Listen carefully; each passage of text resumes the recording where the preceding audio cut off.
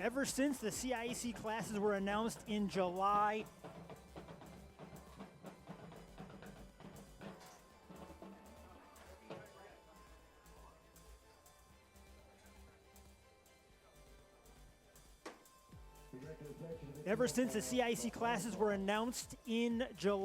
Hand and Killingly has been an anticipated matchup, and now they meet in the Class SS Championship game. Hi there, everybody. Tom Felice, Marco Pizzaferrato, and our entire Bird's Eye Sports NFHS Network crew with you as we have the #1 seed Killingly Trailblazers, #2 in the state poll, and the #2 seed Daniel Hand Tigers, the #3 team in the state top 10, facing off for the Class SS title. And Marco, this is a very anticipated matchup. Absolutely. What a great way to start Championship Saturday in the state of Connecticut with this matchup here. As you said, two teams that are used to being in this position and have been looking forward to this one all season long. Killingly, the reigning Class SS champ. They have won 25 games in a row, one of 3 unbeaten teams in the state of Connecticut.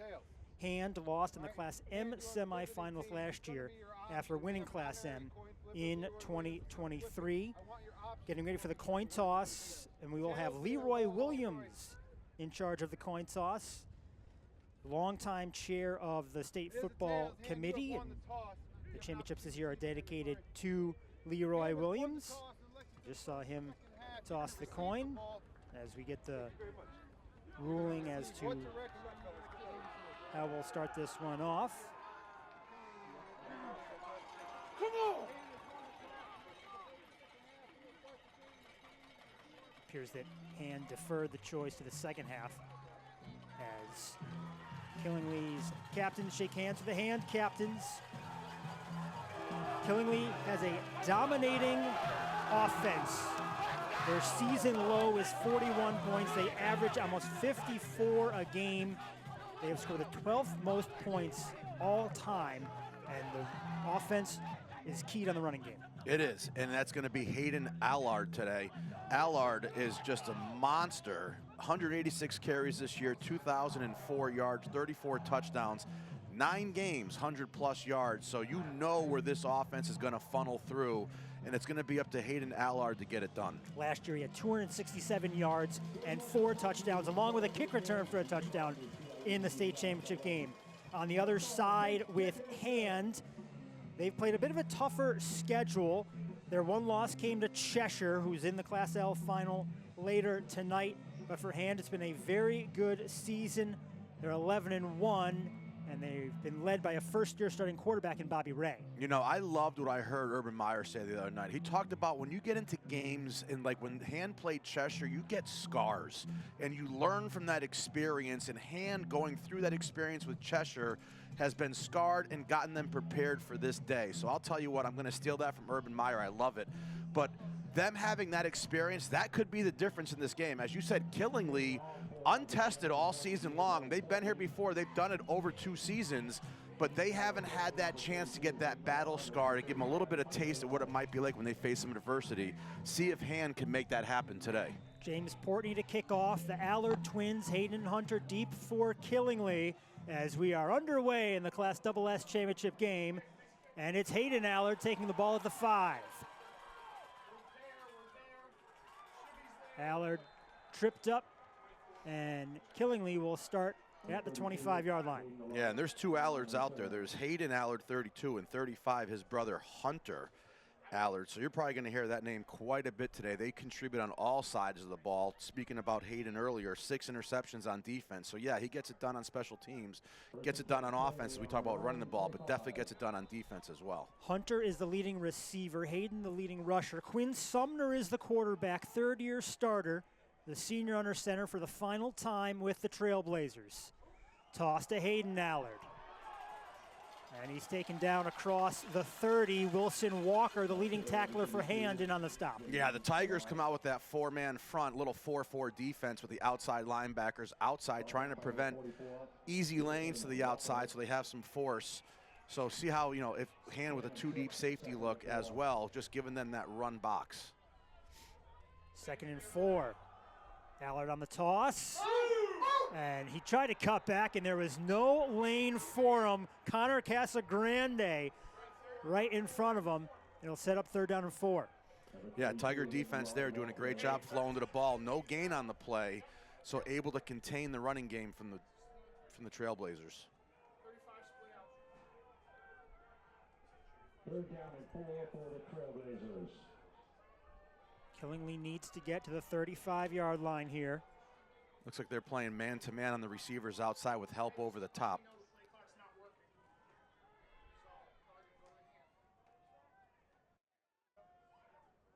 Play fake. Sumner found his man. Hayden Allard out of the backfield for the 1st down. And that's the thing, when you go man-to-man like Han did on that play there, they had the safety over the top of the receivers, but when the running back leaks out of the backfield and the linebacker's not sound on his read, didn't stay with him there, and that time Hayden Allard able to get behind him for that nice catch for the 1st down.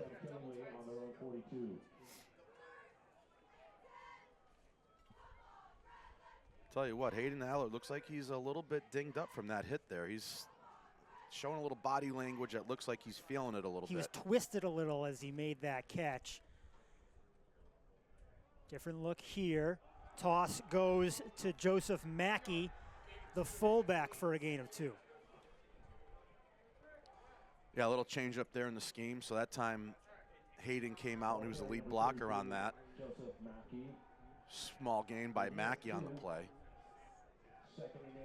Killingly coming out in the 2 tight end look there, so they're really trying to just get running lanes by doing that. They want to spread the defense out of the Tigers, and just when you run 2 tight sets, you automatically are adding extra run lanes to the game. Peyton Wallace and Aiden Lamont split out to the left. Allard on the toss. Allard gets across midfield, just shy of the sticks as Wilson Walker tripped him up. Yeah, Han just committing to the run game with everybody up by the box, man-to-man defense, and there the linebackers able to flow. And nice gain that time by Allard, but good stop by the defense to keep him short of the 1st down.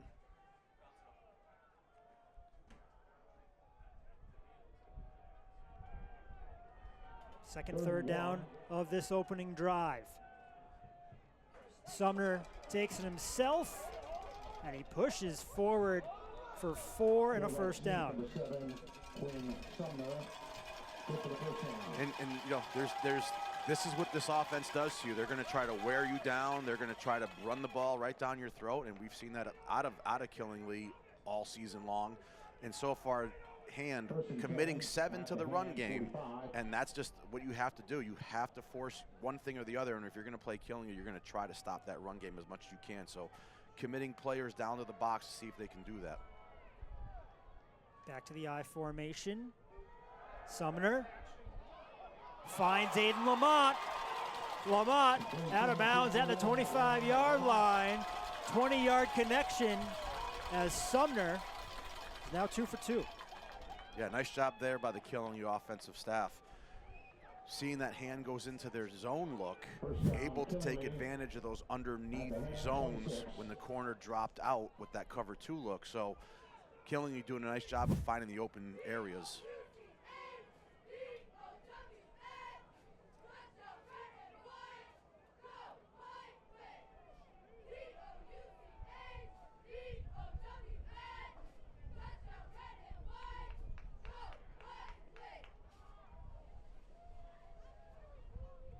Fake to Mackey. It's Hayden Allard.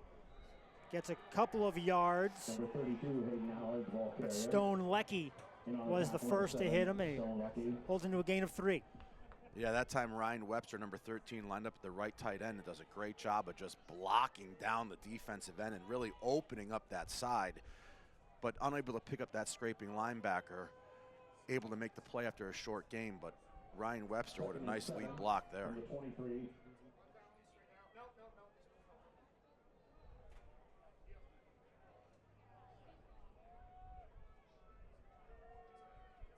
Killingly's offense has scored at least 41 points in every single game this year.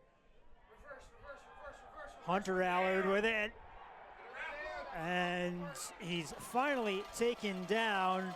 James Portley had a piece of him. He got some help at the end as Killingly tried to get something going the other way, and they were unsuccessful. Yeah, great job by the defensive staff of Hand there. Their outside linebacker stays home. That reverse is running right open to a wide open outside linebacker sitting there just waiting for it to come back. Pursuit from the backside obviously did a nice job of getting there. Loss on the play, but Hand has that play sniffed out from start to finish. Killingly, 2 of 2 on 3rd down on this drive. This is 3rd down and 8. 4 receivers set for Killingly. Sumner in the shotgun. Finds his man in the flat. That's Callan Senecal with the catch. Taken down to the 20, makes it 4th and 4. Yeah, nice job by Aiden Brennan, chopping him down there for the short gain. Don't have to tackle up high, take the legs out, get the sure tackle, bring it up to 4th and long. Killingly needs to get to the 16. Staying 4 wide. Sumner to his left. And he throws it away. Peyton Wallace was in the area, but Sumner overthrew him. And it'll be a turnover on downs. Yeah, that time there. There was an eligible man downfield, so the penalty is declined. There was a flag there. And that time there, just rolling Sumner out to his opposite side, the right-handed quarterback, gets his shoulders around, just unable to deliver the ball where he wanted. Initially, he was looking for number 27, Callan Senecal, and just couldn't get it to him on that little out route and unable to make that completion there. So Hand does a great job on the first drive. They gave up some yardage, but they at least kept the points off the board. Almost a 6-minute drive, but no points for Killingly as Hand's offense comes on for the first time, led by the senior quarterback, Bobby Ray.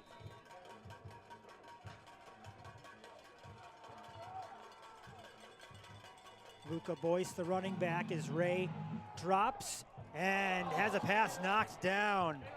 Joseph Gould getting a hand on it for Killingly. Yeah, Hand right away, looking for the wheel route by Boyce out of the backfield, figuring that if they were playing man, he was going to outrun that linebacker coverage. They did have some secondary players back there, but unable to get the ball over the outstretched arm of Joseph Gould.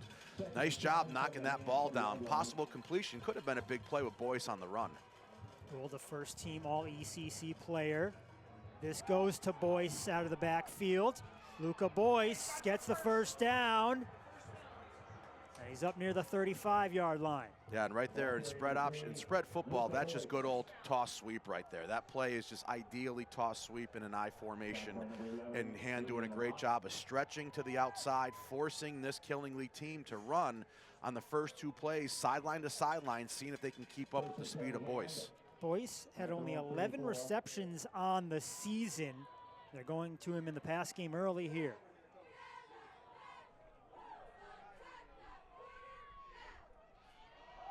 Boyce on the ground. He's met, he runs through Gould, but Aiden Lamont finishes him off after a 5-yard gain. Yeah, Gould was there, but not able to secure that tackle. Boyce bounces off. They're going fast. They're trying to really stress this Killingly defense here. Force them to condition, force them to, they haven't been in a tight one. Boyce with some room. Boyce gets the first down. He looks like he lost the ball at the end of the play, but was out of bounds. Gain of 10 for Boyce. You got to be a little concerned if you're on the Trailblazer side here, because the way Hand is moving in these first 4 or 5 plays, the tempo seems like it might be a little fast. Even some of the players for Killingly have the hands on the hips already, and I think they're starting to feel it in this short time already. Almost everybody goes both ways for Killingly. Hand has plenty who play offense and defenses. It's right back to Boyce. He goes through the line for a gain of 5.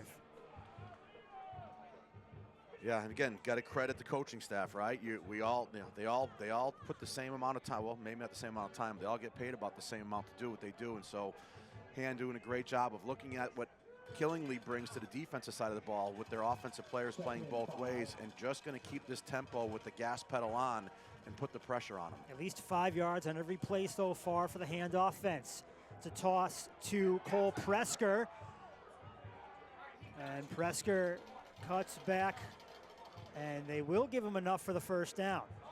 And you know, we've seen a couple north and south plays, but these are east and west. They're forcing this defense to run and cover the field. And when you do that, right, you're forcing this, again, a team that's going both ways, you're forcing this to turn into a track meet. And that's not what Killingly's used to. Killingly's used to, you know, scoring and then dominating a team on defense. And right now they're getting forced to run east and west each play. And as you said, almost five in average.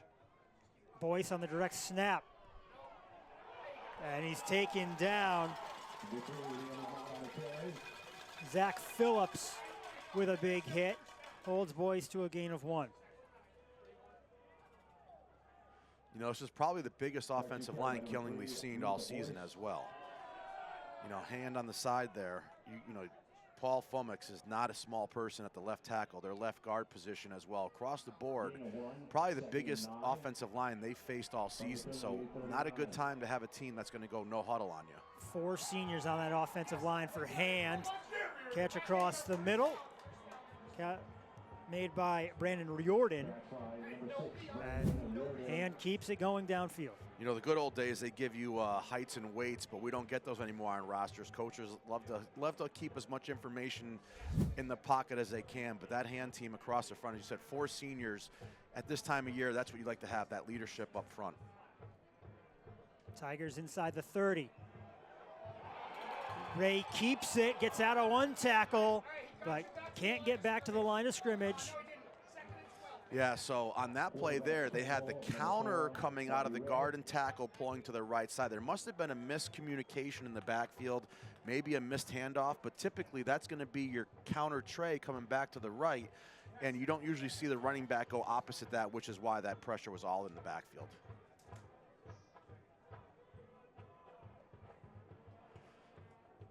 You know, I guess counter tray is going to show my age. That's back in the 80s when you watched the Washington Commanders.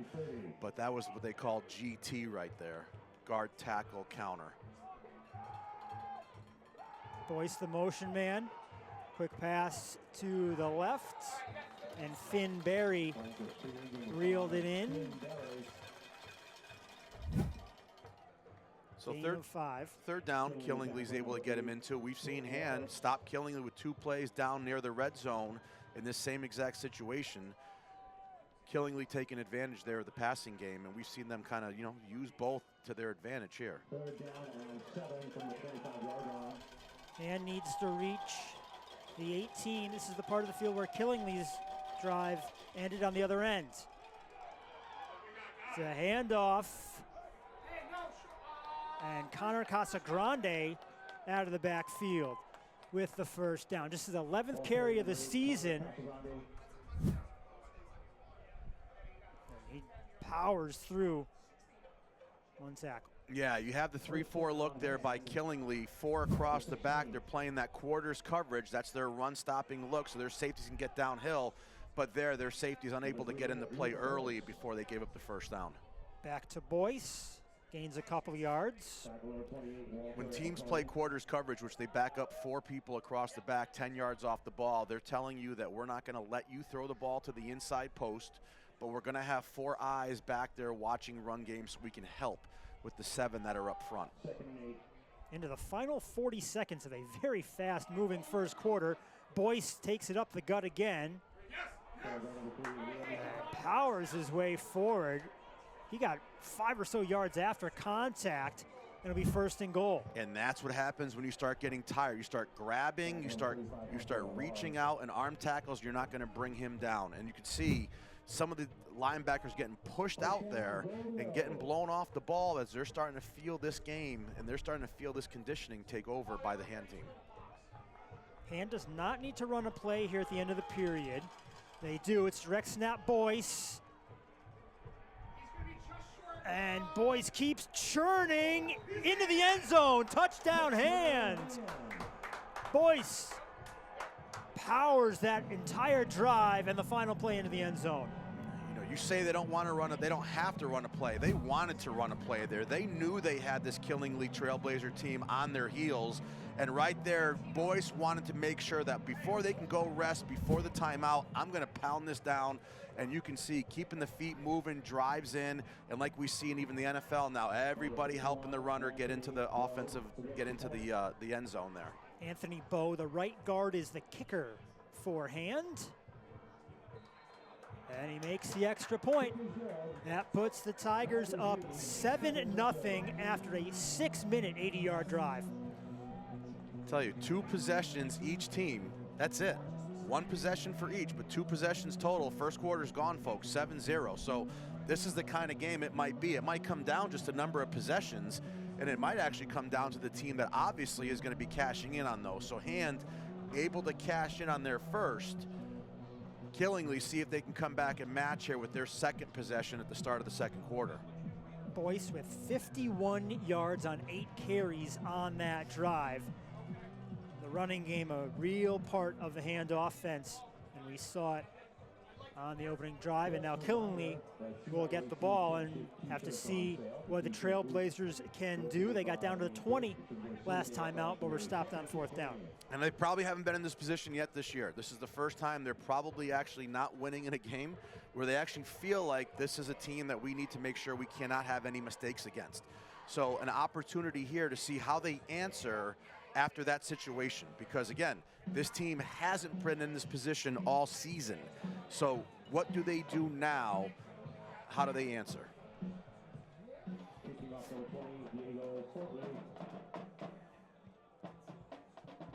Kick goes to Hunter Allard at the 8. Across the 30. This will be good field position for Killingly as they're up near the 35. It's funny, I was wondering, I'm like, why are you going to kick it to Allard? And I looked at who the other returner was. You don't have an option. And it was the other Allard. So no matter what, you're kicking it to an Allard if you kick it deep. And Hand has the capability to get it into the end zone, but those are the only 2 people you don't want touching the ball. So you might see if they limit those opportunities as well, if Hand has some more opportunities to kick off. Hayden Allard had 4 carries, 16 yards on the first drive. 2,000-yard rusher Allard. So, you know, Killingly wants him to get going. He's got it on the toss here. Gain of 5. And Hand showing you what they're doing there. So as in this case, Hunter Allard was going in motion across. You can see the 2 secondary players for Hand running with him. So they're looking to double Allard in the receiver position, and I'm sure they have the double for sure on the inside with the linebackers on Hayden at the running back as well. So the Allard twins going to be double teamed, whether they're at receiver or in running back this evening, or this morning, I should say. Mackey, the fullback, nowhere to go. The defense stepping up there for Hand. Be 3rd and 3. Yeah, Mackey gets bent back there by Timothy O'Malley on the stop. O'Malley able to peel him back. O'Malley just signed his national letter of intent to go to Lehigh, one of the best FCS teams this season. Congratulations, young man. From the 41-yard line. Killingly converted 2 third downs on their opening drive. Sumner finds Hayden Allard. He's pushed across midfield, and a 1st down for Killingly. Yeah, nice job there. The quick pitch out, throw that little missile, get a lead block by number 60. So, I mean, you got some big bodies out in front of you, and you have an opportunity, Devin Moe, there to lead the way. 1st down, Killingly moves it into Hand territory. Drive stays alive. This is what this team needed. They needed to get the 1st down, but they need to now finish this drive for sure. Devin Moe, the right tackle. 5 seniors on the offensive line for Killingly, who brought back 19 starters. Of course, a lot of guys go both ways, including Allard, as he gains 4 yards. Yeah, I don't think you're gonna fatigue these Allard boys at all. They're used to this. They did it we saw it last year. They played that whole game last year in the conditions at Rentschler, and they did a great job leading their team to a state championship. And I know that those 2 boys are ready for this. The question is, are they going to have the team following them?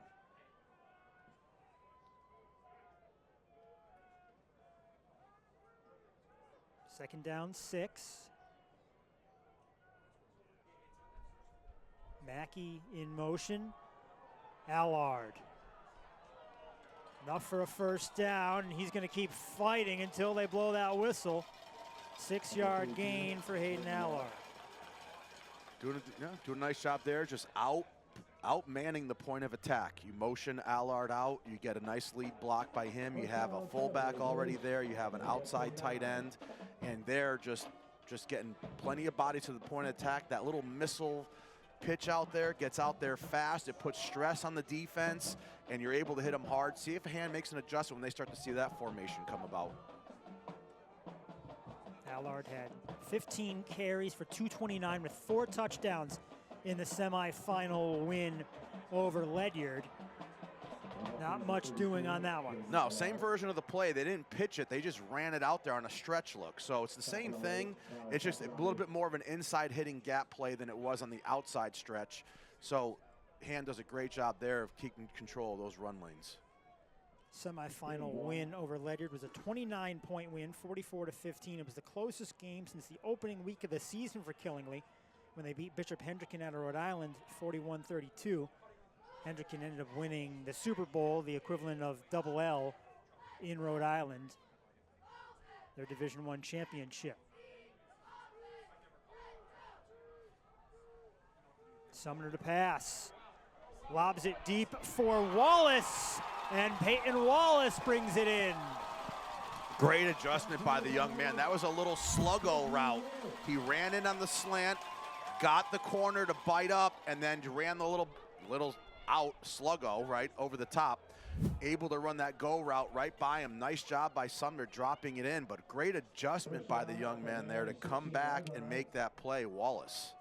22-yard play. Killingly in the red zone for the first time.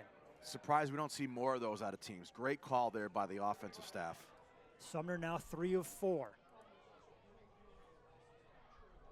Hayden Allard with a block from his brother. Gain of 2.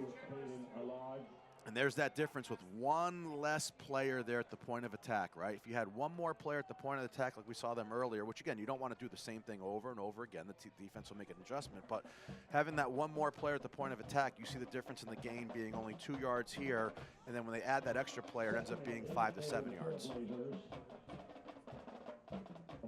Quinn Sumner getting the play call from head coach Chad Neal. The quarterback coach for Killingly is Matt Sumner, Quinn's father.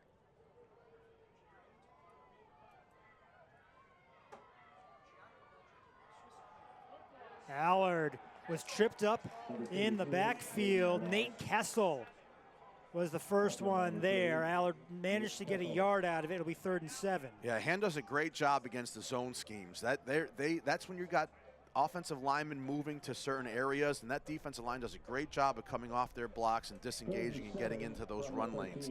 So the zone game, not as much success for Killingly as much as they're having during the gap scheme game when they're running right at people. This is the area of the field where Killingly's first drive stalled.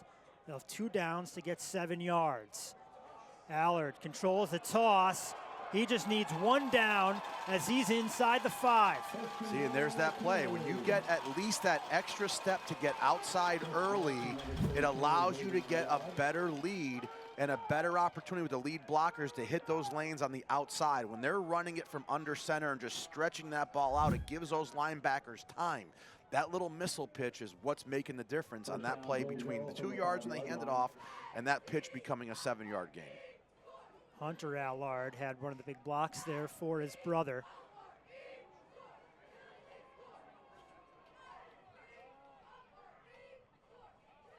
Mackey on the toss, cuts back. Joseph Mackey towards the goal line, but stops short. It will be 2nd and goal. Take a look at that clock right now. It's going to be under 5 minutes before the ball's even snapped. We're talking about Killingly taking... The drive started at the start of the quarter. This is a 7-minute drive already. It's a 7-minute drive already. They still have 3 downs technically before they need to put it in the end zone in terms of that. And they might actually give the ball back to Hand with 2 minutes to go in the half, which is unbelievable to only have 1 possession and maybe 2 and a half of football, high school at least. And Hand will receive to start the second half. So it's a chance for them to double up there. Mackey again into the end zone. Touchdown, Killingly.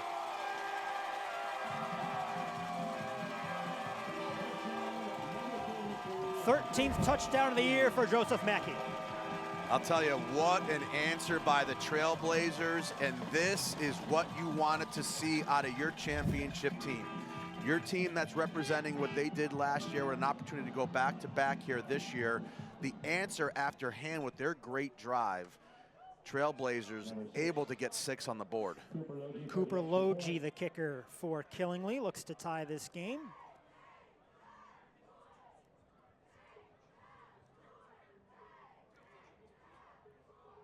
Snap is handled, and the kick is good. We are tied at 7 after a 66-yard drive for Killingly that took almost 7.5 minutes. Yeah, that was close there on that PAT. It looked like that snap was a little difficult getting down, but the holder able to get it down and Logie able to get it through the uprights, because again, this kind of game, the way it's going, you would hate to see a PAT be the difference, or a special teams play for that example, to be the difference in the score here. What a great answer by the Trailblazers. And they were playing Killingly football. They are not needing to make a lot of adjustments against Hand on offense. No, and you have to, and again, you know, Coach Neal and his staff, they've been here before. They've been through this for years in and years out. So like this is not new to them to play at this time of year when there's this much on the table. Stick to the game plan. That's all they did. They continue to do what they do. They didn't get scared. They didn't change who they are. They stay with their identity, and they got the job done. That's got to be a huge boost to the Trailblazers, this defense, and obviously their energy levels. See how they answered now this defensive stance against Hand. Hand led by Coach Eric Becker, been very successful, 44-14 over his 5 seasons. Of course, was in charge for the state championship in 2023. Kicking off for the Trailblazers, number 6, Cooper Logie. Logie sends it away. Stone Leckie takes it at the 10, through 1 tackle, and he ran to his own man and is stopped at the 30. I was going to say, after I saw him break that first tackle, I wasn't sure what brought him down, but that's what it was. He just got tripped up on the heel of his own man, knocked down there, but nice return from the 10-yard line out to the 31. So nice job, 21-yard return on that. Hand's first drive started at the 20, so better field position here. This would be interesting. If Hand can answer and put a score up here and take the lead into halftime, as you said, they get the ball back after half. You get up by 2 scores in a game like this, I feel like that's almost like putting you in a great position. Leckie in motion. Boyce through a hole. Hunter Allard eventually takes him down, but not before a gain of 13. Yeah, we've seen that on the first drive. Hand able to pick up big chunks every play, a little bit more than the average we saw in the first quarter. That was 5-5. Well, again, they only had 1 drive, and that was the first quarter. They were averaging about 5 yards a play. That one, a big one. This offensive line with 3 all-conference players opened up a big hole for Boyce. They go right back to him. Big hole again.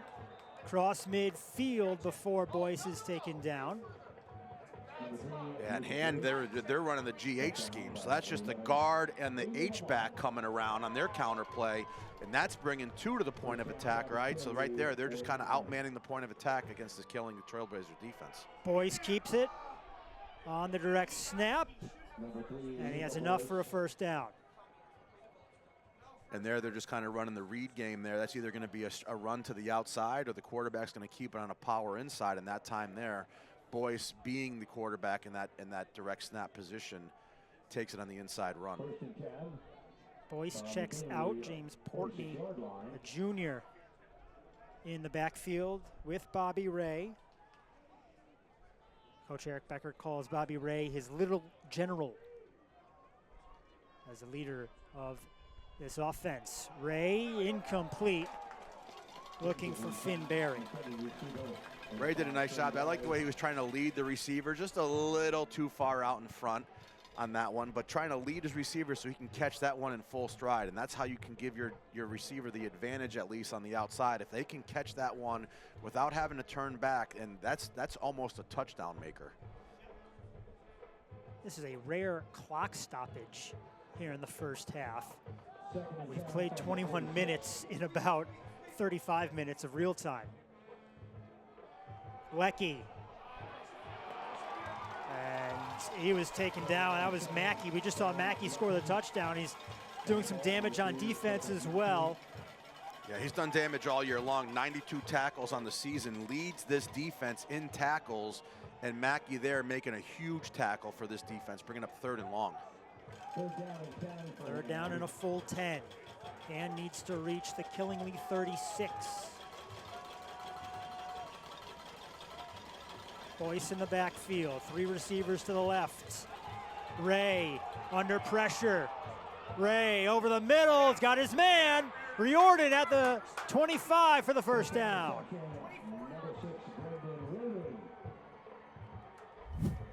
Nice job there, just sitting in the pocket, getting away from the pressure, keeping his eyes downfield, picks up Riordan, and big gain there for a first down. Hand.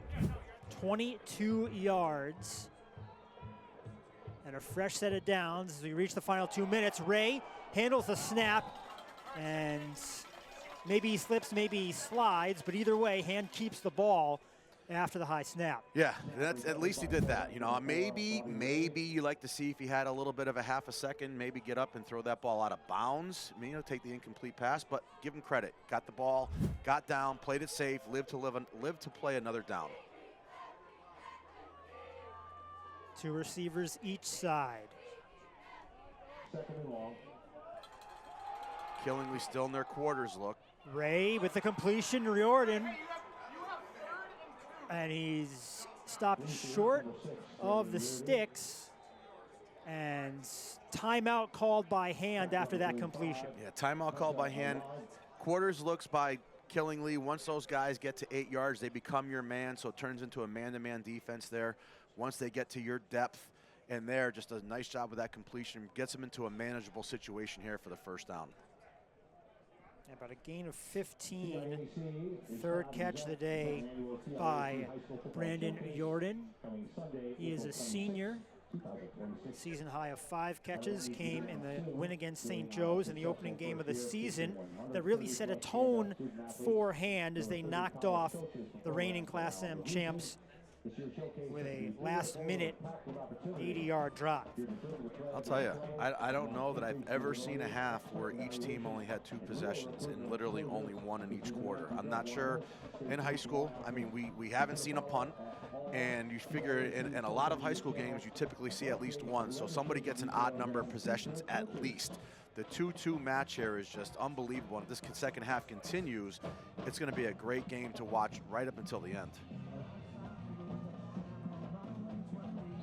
3rd down here. Likely 2-down territory for Hand. Boyce up the middle. And Boyce gets the first down. He ran right over Aiden Lamont. Yeah, with that counter scheme again, it's deadly because you got some linemen going on angles, down blocking. You got other guys coming at you, trapping and kicking you. And it just becomes a problem. And right there, just able to gash through the middle of the defense. I've got Boyce at 80 yards on 12 carries. He has been the workhorse for this Hand offense. Ray rolling right. Pass caught. And Cole Presker is out of bounds inside the 10. Clock stops. And it'll be 2nd down and 6.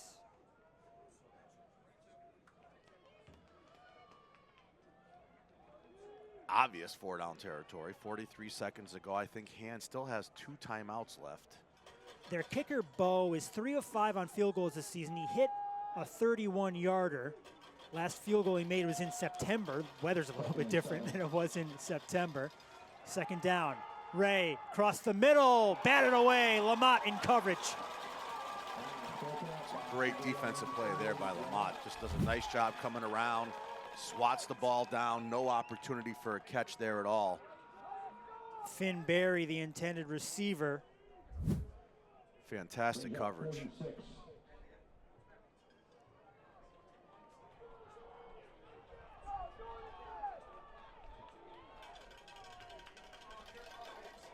Hand can get a first down around the 2. Of course, the end zone's not much farther, and that pass is behind Presker.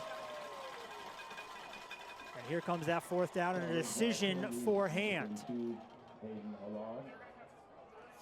Credit to Killingly there to put this goal line stand up. I mean, it's this at the most looks like it's going to be 3 points unless we get some type of trickeration here, but could be a 3-point deficit going into half. Wind is blowing a little bit at them and a little bit across from where the snap is going to be, so it's kind of going a little bit of right to left. 26-yard attempt for Anthony Bowe. Lecky the holder. Good snap. The kick is good. Anthony Bowe puts Hand on top with his 26-yard field goal. Yeah, did a nice job there drilling that one right through the middle, right through the uprights. So you imagine you get the kick return here, maybe a play or two. I mean, Killingly has all 3 tight ends, timeouts. I just don't know how many plays they can get in that time. But, you know, possibly a 3-point deficit going into half and then Hand getting the ball back. So it's going to be a big first drive coming out for Hand. We have seen Sumner throw the ball. It's 3 of 4 in the air. And with this Killingly offense, it just takes one play sometimes. They have been an explosive team throughout the season. And you know, Hand will be thinking about playing it a little bit safe on the defensive side. Yeah, we've seen him in that 4-4 look against the run. I would imagine they might, with a 2 safety look, you definitely have yourself guarded against the pass already. I don't know if they'll stay in a man look underneath or they'll drop back into a zone. But yeah, see if they loosen the box up a little bit. And we'll see if Hand chooses to kick it deep where the Allard twins are set up, or if they send something a little bit shorter.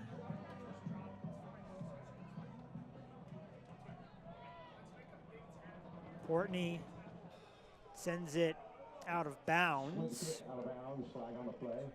So it's 35-yard line or a re-kick, and it looks like with the offensive lineman coming out to the field, they're just going to take it at the 35-yard line. Yeah, no time came off the clock there since the ball wasn't touched. So Killingly takes over at the 35. You mentioned they have all 3 timeouts, so an opportunity for Killingly to do something offensively. First down, Killingly at their own 35. 2 receivers to the left for Sumner. Toss Allard.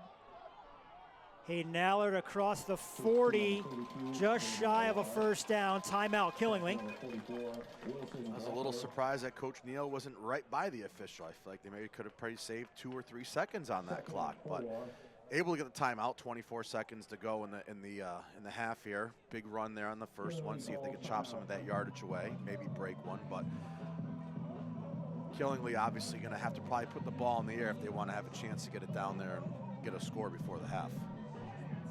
Allard averages almost 11 yards a carry. He had 2004 coming into this one.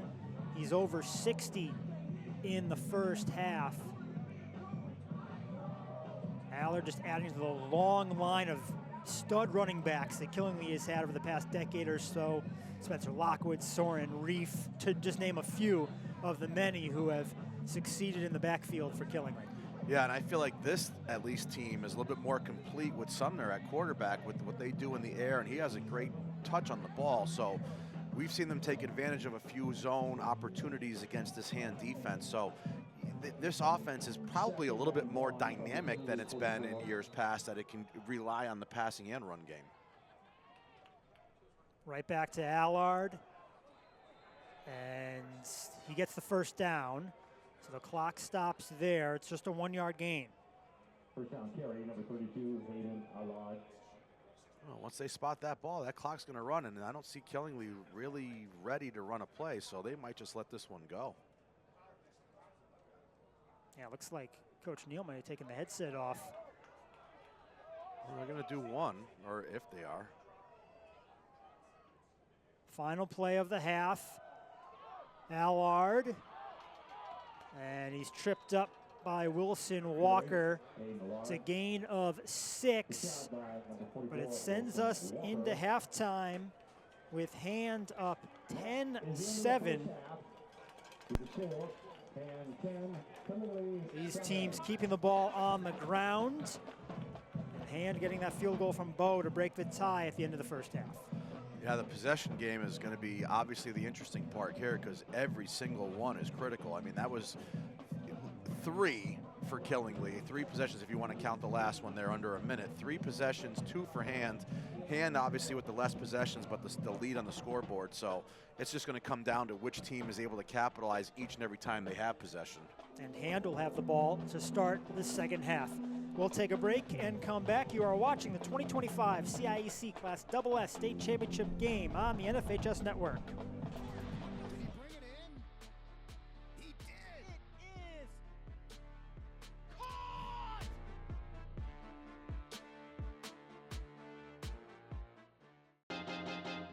High school sports fans, relive your favorite moments. Just click the shopping cart below the video player to get your digital copy today.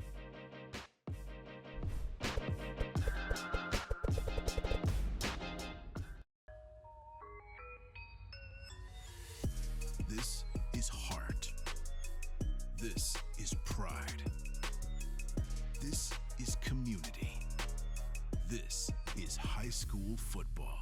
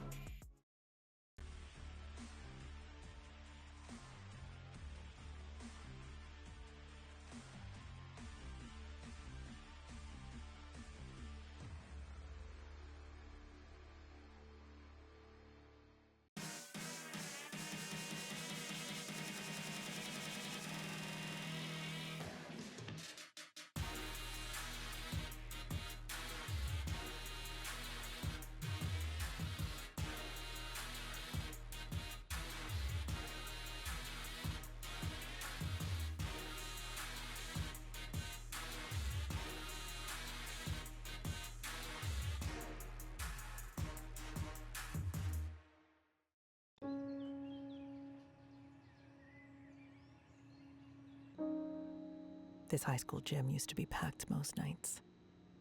Not anymore. Do you know why? Because bad behavior by fans, especially adults, has caused a shortage of game officials across the country. You see, without officials, we can't have sports. Don't let this become reality.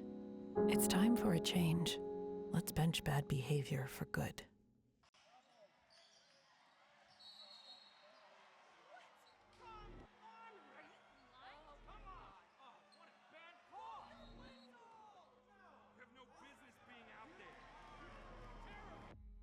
You know, I'm a person too.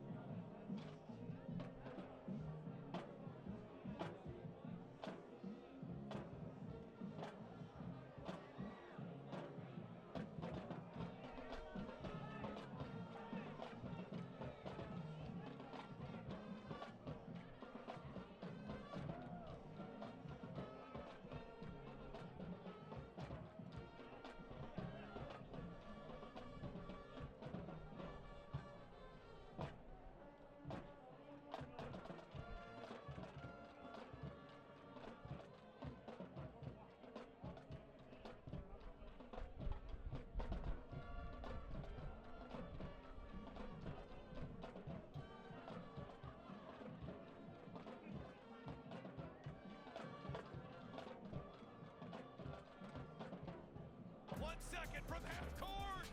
Jumping for joy with first ever. A 2-on-1. Oh, did he bring it in? He did. It is caught.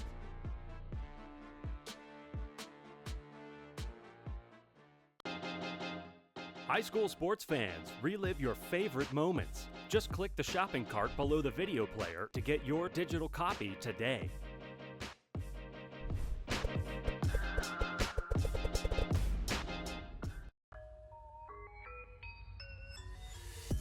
This is heart. This is pride. This is community. This is high school football.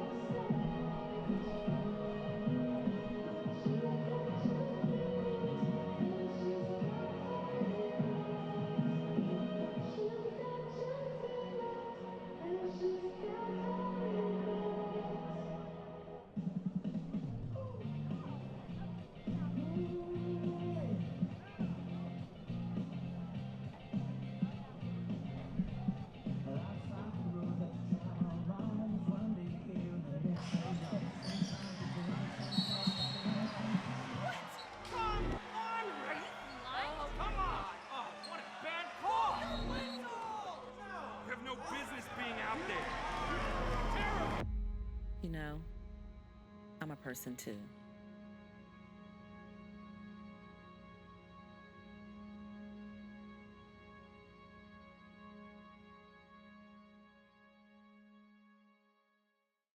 Are you an enthusiastic sports fan? Want to have fun and get in on the action? Heck yes, that'd be awesome. Have great attention to detail. Want to stay active? Definitely. Want to give back to the student athletes in your community? Obviously, yes. Then you'd make an excellent high school sports official. We need more officials across the country because with no high school officials, there are no high school sports. Sign up today at highschoolofficials.com.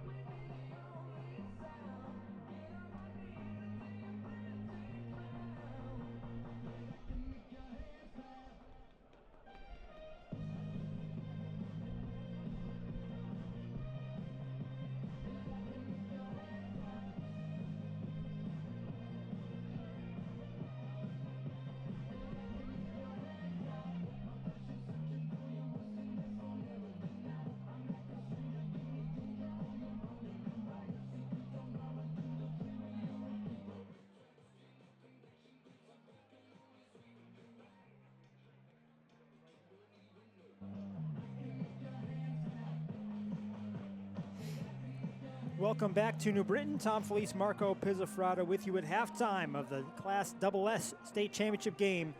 Daniel Hand leads Killingly 10-7 in a game that was dominated on the ground. We'll get a look at the scores in this one, the 2 touchdowns.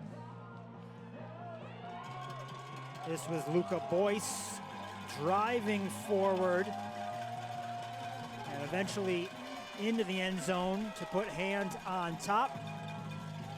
And then Killingly answered with the fullback, Joseph Mackey. That was the first in-goal play. They got down to the 1 and they got in on the next play. Hand tacked on a field goal at the end of the half.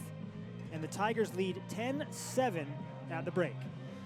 And they get the ball back here after the break. So that's going to be interesting to see what Killingly does coming out from the half to really obviously stop this Hand offense. And that we saw them do at least once, where they were able to keep them down to a field goal. Hand with the 2 possessions got points both times, just one being of the touchdown variety and one of the field goal. So this time Killingly has to see if they can keep points off the board to keep them within this game. 2-score game with the way we saw possessions go in the first half could limit you to any opportunity to come back in the game no matter what. So see what the answer is here for Killingly. Killingly has won 25 straight games, including the Double S Championship last year. The last loss for the Trailblazers came in the first round of the Class L playoffs in 2023 to New Canaan. New Canaan, who is going for 4 Class L championships in a row. That's later today, right here, the 4 o'clock game at Veterans Stadium. You may be saying to yourself, Killingly was in L just 2 years ago, and now they're in Double S, but they were considered a school of choice since they have a VOAG program. The CIAC changed that part of the formula, so they're no longer considered a school of choice. They're in their natural class based on enrollment here in Double S. And they've won 25 straight games, got the win over Sheehan last year for the state title, and they're trying to knock off Hand here in 2025. Killingly taking their full 3-minute here for the warm-up, so they're getting their part in. Hand has been out here for a little bit, so they were already ready to go on the kickoff return, but Killingly's about to take it off, and we're going to get this one started. And yeah, like you said, this is just another opportunity for them to do what they've been doing all along and come out here and see if Killingly can keep this championship streak alive from last year continuing into this year. And obviously Hand looking to get themselves going here and walk away with one this season to add to what their 14 that they already have. Yep, 14 state titles. This is the 22nd state championship game for Daniel Hand. That's the second most in Connecticut history behind Ansonia. We started playing CIEC championships in 1976, and Hand won their first title in 1976. They are one of the dominant football programs in the state, but Killingly is no slouch either. This is their 6th state championship appearance in the past 8 seasons. They've won 5 state titles going back to 1981. Their first state title was won over Hand. It was a 14-7 win in Class M for Killingly. Well, we're definitely not going to get that score again today. That we've already moved past that. Hand as they got 10 on the board, so that's not going to happen. You don't think we'll have 2 safeties? Cooper Logie will kick off. Number 7, Stone Lucky. Number 20, Diego Fortley. Lecky and it appears Boyce are the deep men for Hand as we get the second half underway. Lecky at the 5.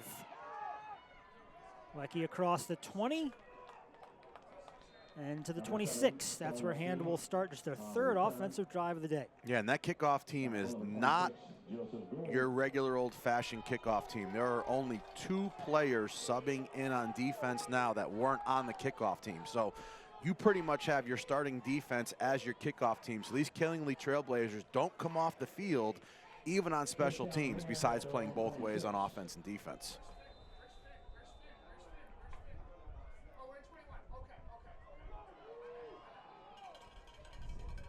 Ray in the shotgun.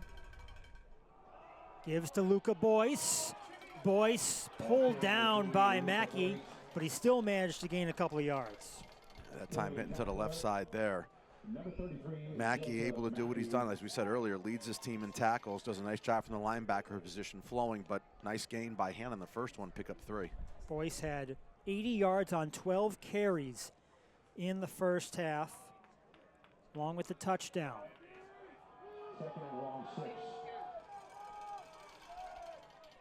Back to Boyce, to the left again.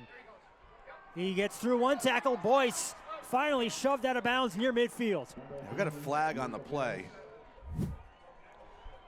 Let's see if we can figure out what happened. It looked like the secondary player cut the offensive lineman down, and you can't do that. So there you go. It's against Killingly, and the officials saw that, and you can't have that. So in other words, you can't chop that offensive lineman who's coming out to block you down on the ground as he did. They're obviously protecting the players.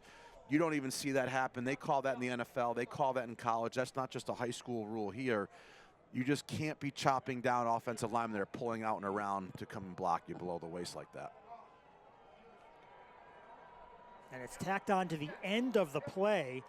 So with a 20-yard run and then the penalty, Hand ends up inside the Killingly 40.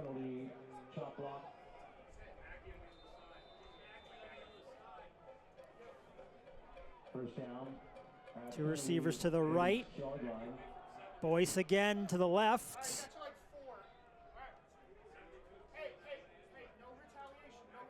Yeah, big penalty there, moving them deep into Killingly territory early in this third quarter. But pick up a 4 on the play, so Hand just continuing to churn out the yards.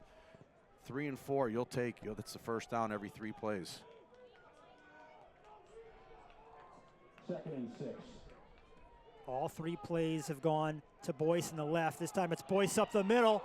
He's got some room with some blockers.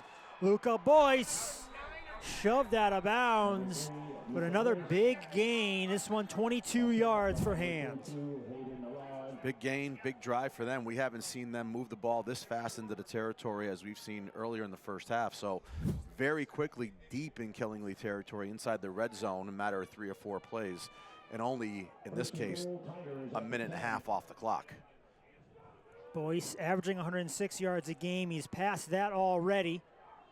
Call his number one more time, and he lost the ball. Hunter Allard falls on it, and Killingly has a turnover. Not only that, Boyce is on the ground still, and that's not what you want to see if you're part of the Hand Tiger sideline here. Teammates get him off the ground, but he is not feeling good right now. Great job by Allard right there to rip that ball out. It might have been Callan Senecal who got it out, but both Allard brothers were there as Killingly recovers the fumble. Yeah, that's a great job there, ripping the ball out. What you need to have in a turnover, huge in that situation for the Trailblazers. Boyce is hurting, though. He's doubled over on the sideline, something going on with his shoulder or his arm, the one that was holding the ball. So see if that's a factor going forward. We know how much he's been a big play for this offense for the Tigers. Now Killingly starting at their own 5.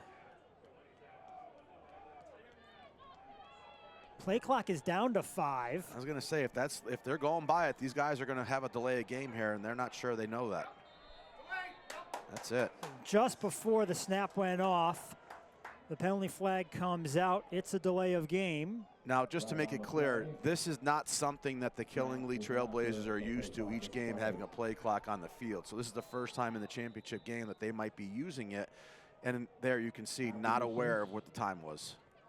It's only a loss of a couple. And the handoff goes to Allard. And he gains 4, make it 2nd and 8. Allard had 69 yards on 15 carries in the first half.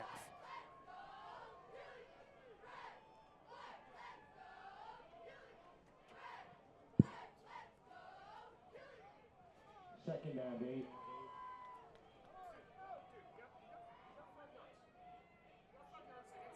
Allard to the right. And he is forced out of bounds.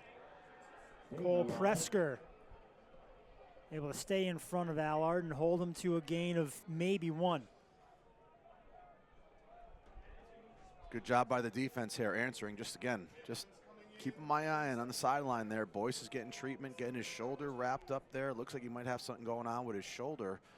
And obviously, see if that's a factor, especially with his right arm being the one that he was holding the ball on that one. If they continue to go after when he's holding the ball there, see if that becomes a factor on his ball possession. Killingly had some success on third down in the first half. They need to get the ball to the 15. Sumner, quick pass. He finds Mackey. Joseph Mackey with some room. Mackey in the hand territory before he's finally taken down. Yeah, blown coverage there by the Tiger defense. Play action pass by Sumner in the backfield, able to find Mackey, the fullback, out in the flat, just delivers the ball, and Mackey does the rest, moves it into Tiger territory. That goes 53 yards, the biggest offensive play we've seen today. Another third down conversion for Killingly as they flip the field. They're set up at the hand 40.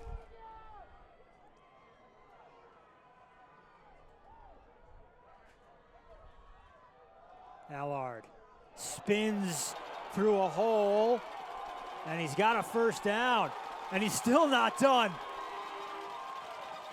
This is what we saw in the first drive out of hand. They were moving the ball pretty quickly, getting a lot of people to the point of attack, and then we saw a few of these scrum moves out of hand, just taking the whole scrum down the field, and we saw how Boyce scored that touchdown earlier in the game.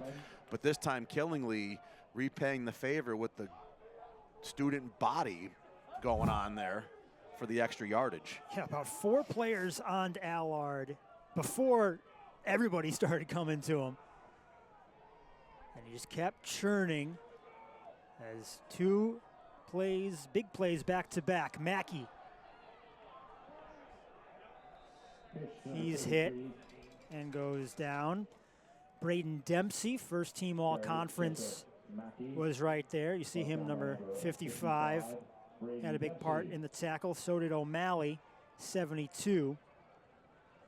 This week, Tim O'Malley said the hand is ready for a 4-quarter fist fight.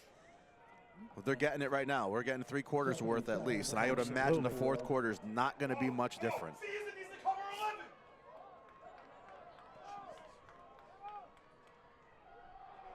Allard inside the 20. Yeah, gets right behind the lead block there, does a nice job of just getting sucked up in the vacuum, pulls them through. 2 down territory here, 3rd and short, and with the offense that Killingly has, you have to imagine they have a couple ideas what they want to do. They look over to get the play call from the sideline. Already 3 minutes on this drive that started at their own 5-yard line, and then they got the delay of game penalty. They were inside their own 5. They're in the red zone right now.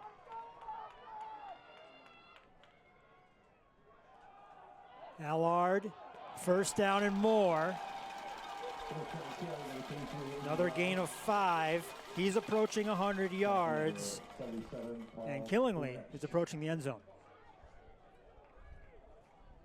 Yeah, Allard will take it to double digits if he does that with his 100-yard plus games on the season. Not a bad way to finish out your career with 100 yards in the last game you're going to play in high school.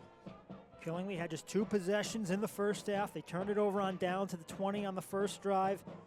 Mackey scored the touchdown on the second drive. 3rd time with the ball, Allard. Cut in front of O'Malley, but that slowed Allard down enough, and the rest of the hand defense was able to get there and hold Allard to a yard. Yeah, the defense wasn't fooled there on that one. So nice job by them staying home, not allowing that little reverse action by the quarterback to throw them off, and then getting to the pursuit.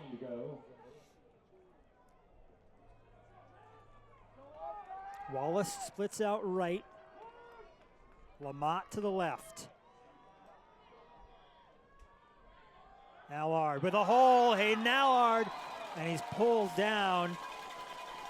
Diego Portney takes him down at the 5, just short of the sticks. Yeah, that's not a cutback play, but Allard sees that cutback with the defense overflowing, over pursuing to the counter look, cuts it back, picks up some big yardage just short of the first down. 2 more downs at least to get that 1 extra yard they need. Nate Kessel was in on the hit along with Portney. I say that because if you don't get it here, you don't kick the field goal if you're Killingly, do you? Cooper Logie has not attempted a field goal this season, but you're basically at an extra point. Allard with a toss into the end zone. Killingly in front.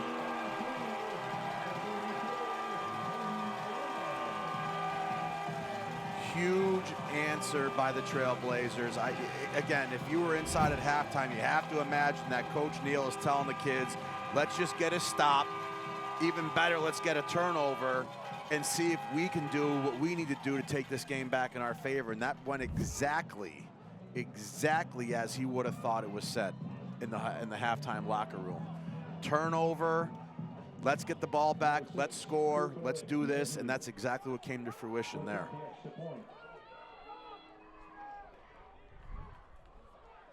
Logie for the extra point.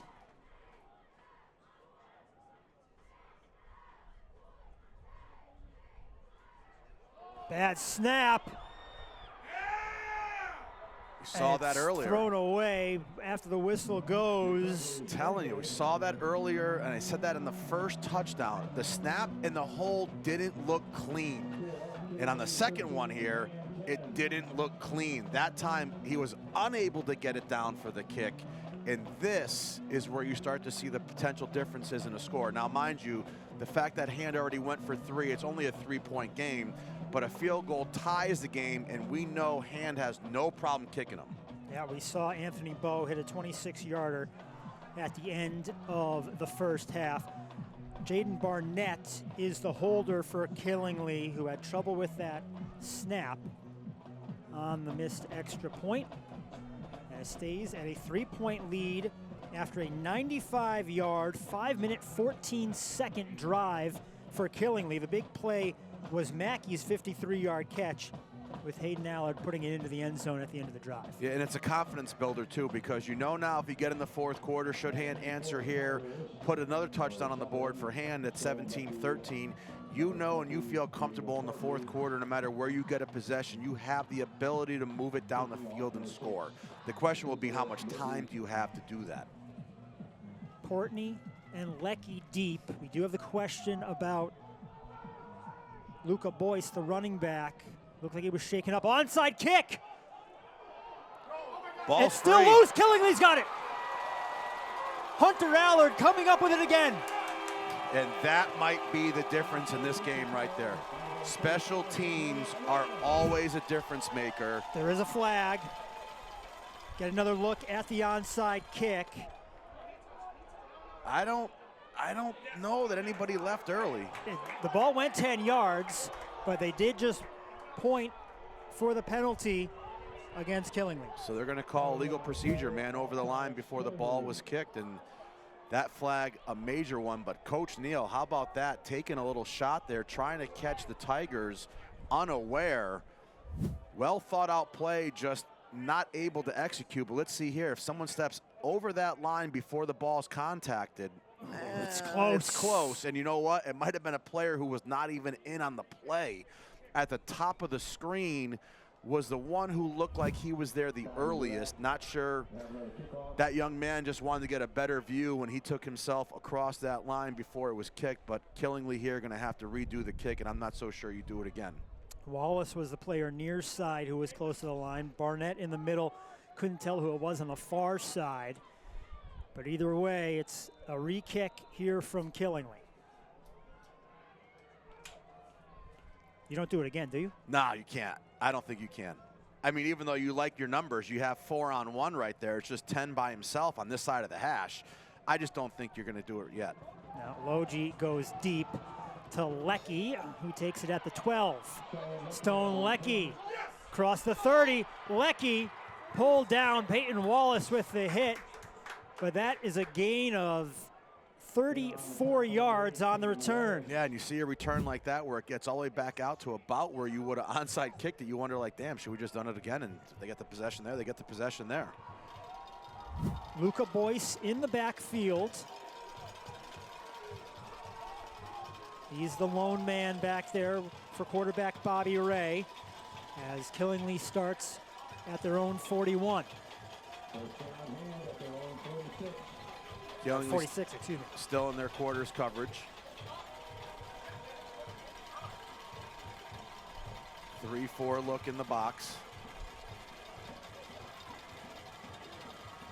Presker in motion, takes it. Presker to the outside, into Killingly territory. And he's finally taken down. Lamont and Wallace slowing him down. Gain of 8. Yeah, big pickup there on the outside, able to get around that Killingly defense, just out flexing them there to the point of attack and just doing a good job of sealing off the edges. We've seen Hand do that though. They've gotten big plays and they've gotten chunk yardages on numerous amounts of times this evening. There I am again with the evening. We're still in the Boyce morning. in the backfield. Mackey stepping up for the tackle. He's the team's leading tackler. Had a season-high 14 in the semifinal win over Ledyard. And he adds to his team-leading 16 tackles for loss as well. Yeah, does a nice job there, just shooting the gap, comes through, tackle for a loss on the play, brings up 3rd and 3. 3rd and 3 for the Tigers. Ray gives to Lecky. Lecky with the first down. Yeah, first time we saw that play out of Hand this morning. Little underneath reverse, just pitched it to the man in motion there. Yeah. Coming back underneath, picks up a block on the pull and does a nice job. First down Hand at Killingly 42.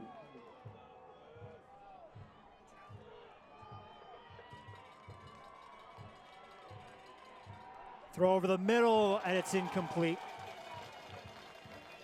Looking for Riordan. Or actually, that was Casagrande, the intended receiver.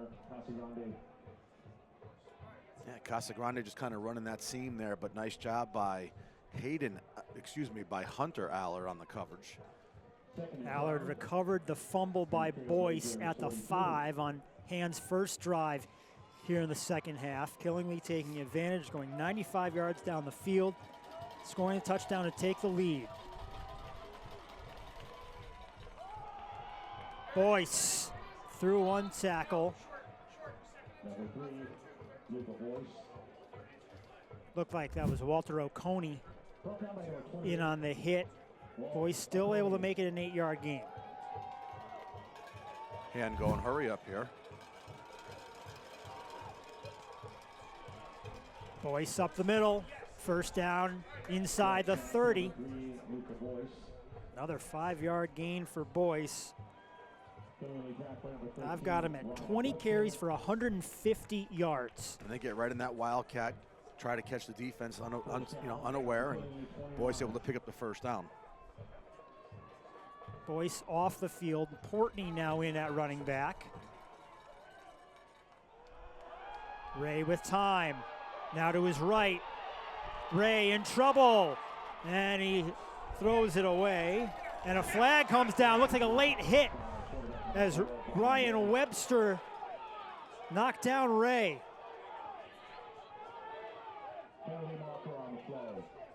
I wasn't sure if we were going to get a grounding, but I guess they'll consider him out of the box there, but the ball didn't get back to the line of scrimmage. So I thought initially that was going to be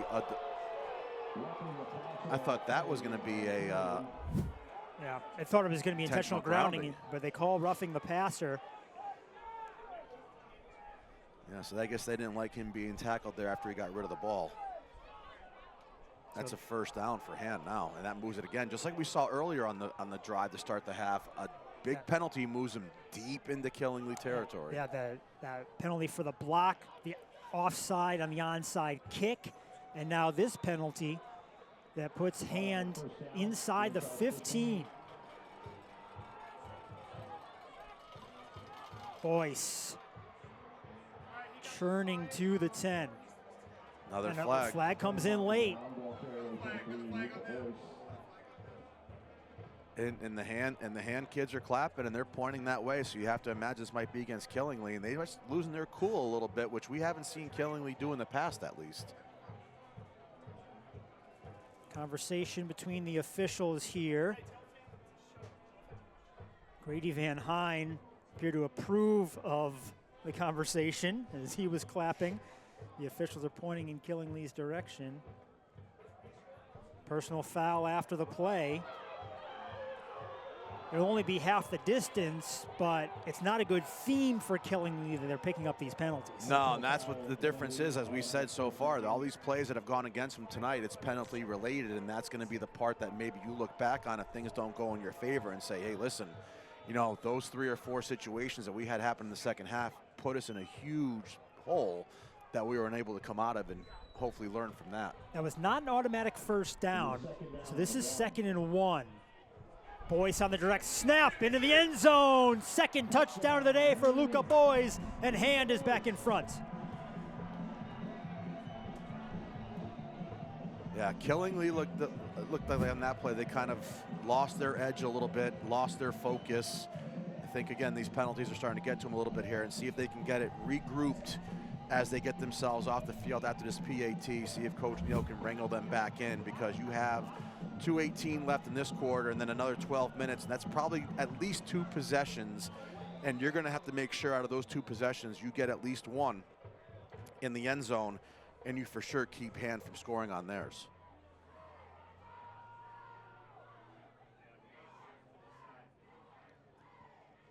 Extra point is good. Hand now up by 4. Killingly thought they had the ball after an onside kick, but a penalty canceled that out. Then Stone Leckie had a 34-yard kickoff return. There were a couple of penalties by Killingly, and Boyce able to cash in to close off that drive. Yeah, Boyce gets the answer. He fumbled on the possession before, finishes that one off, gets the lead back for Hand after giving up that turnover that resulted in 7. So Boyce able to come back from that injury and at least continue his run in this game. It's going to be a huge 4th quarter for both these teams, and obviously if you're Hand, it's going to be more on their defense, and for Killingly, it's going to be more on their offense. There's a lot of anticipation for this matchup. The number 2 and number 3 teams in the media poll, the top 2 seeds here in Class SS. And it's been back and forth, a 1-score game the entire time, as Killingly will look to answer here at the end of the 3rd quarter. 20 seniors on this Killingly team. They lost just 3 starters off last year's state championship team. Hunter Allard takes it at the 8. Across the 30. Ball came out near the end, but Killingly will have the ball starting at the 33.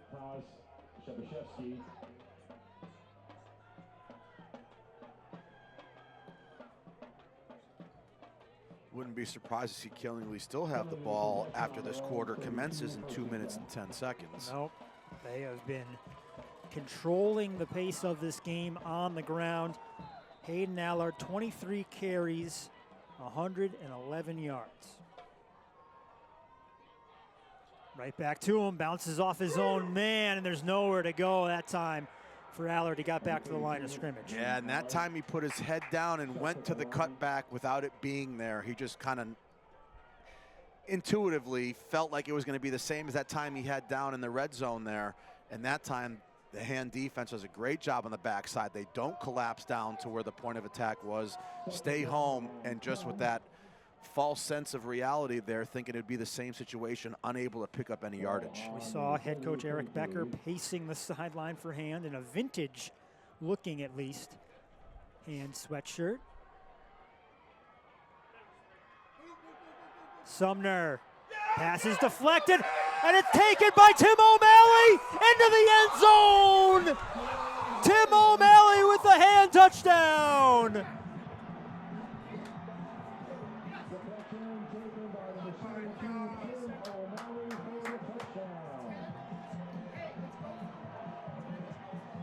How about that? You sign your letter of intent to Lehigh, and then you come back and you get an interception in the state championship game. Probably, to be, my opinion, probably the points that will be the difference in this game that wins your team a state championship. I mean, here is a big man's dream to catch it out of the air, rumble to the end zone, and finish the job right there and put 6 up for your team in a championship game. Nate Kessel deflected the pass, and O'Malley takes it in for the score. Extra point good. And Hand now leads by 11. I mentioned O'Malley. He's committed to Lehigh. The head coach of Lehigh is Kevin Cahill. He was a longtime assistant at Yale, so he has a longtime relationship with O'Malley.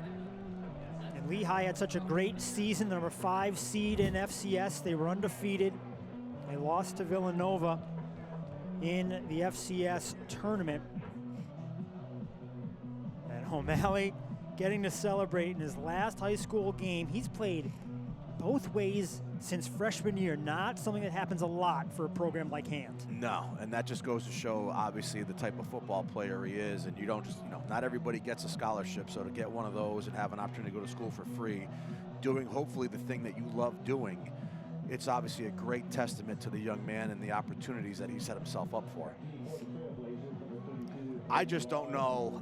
That to me, and again, this is just an announcer's opinion. It has nothing to do with anybody who knows these programs, inside and out, but that could be a backbreaker. I mean, that is the way this game has gone all day. That's one where you just kind of gave up an easy one where you feel like, oh man, that's going to be tough for us to come back from, because it wasn't one of those where it's the back and forth. It's the quick one that you didn't expect that really could have been the one that makes it the most difficult for Killingly to get back in this game. Hunter Allard takes it. By one man, Allard still on his feet. And across the 35-yard line, a return of almost 30 yards for Allard. Get another look as he was pulled down eventually by Portney, the kicker. First down, Killingly at their own 37. And now Killingly down 2 scores. They have a pretty methodical offense, and Hand certainly can burn some time as well. Be interesting to see if Chad Neal opens up the playbook a little bit. Allard. Allard up to the 40-yard line.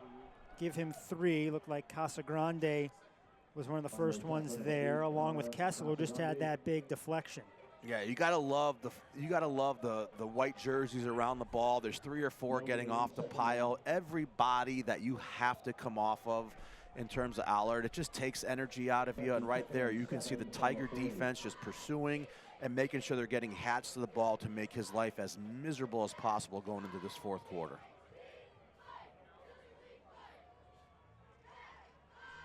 Allard, the toss is a little behind him, and he's pulled down.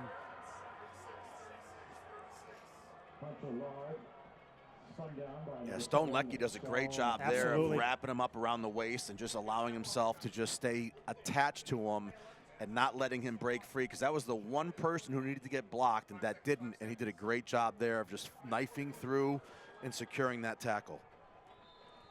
That's the end of the 3rd quarter.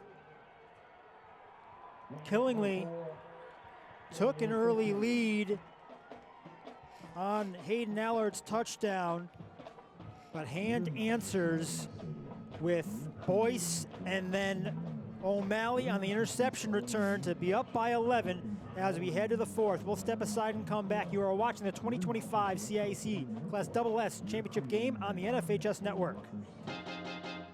High school sports fans, relive your favorite moments. Just click the shopping cart below the video player to get your digital copy today.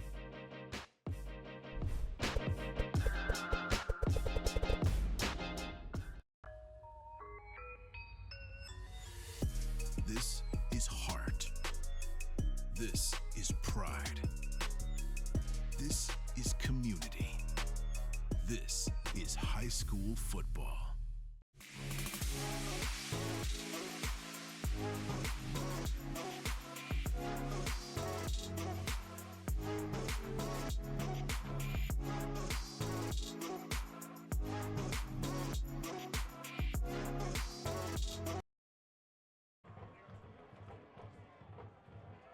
Sumner in trouble.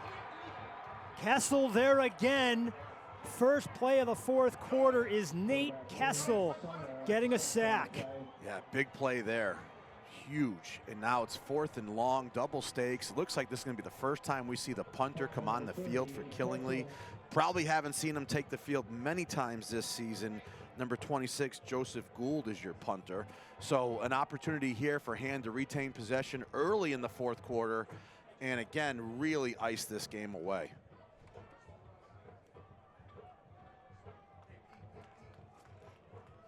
Stone Leckie, the deep man for Hand. Gould takes the snap and gets a good punt away. Hand's going to get away from this. It'll roll in Killingly's favor.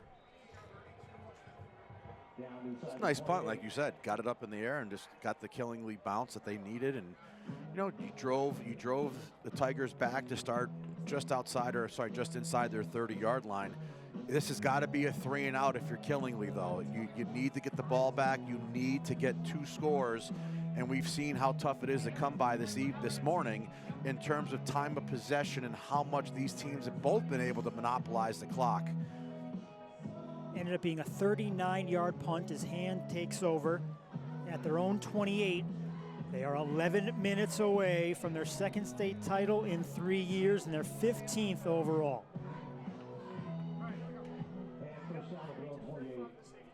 Boyce up the middle.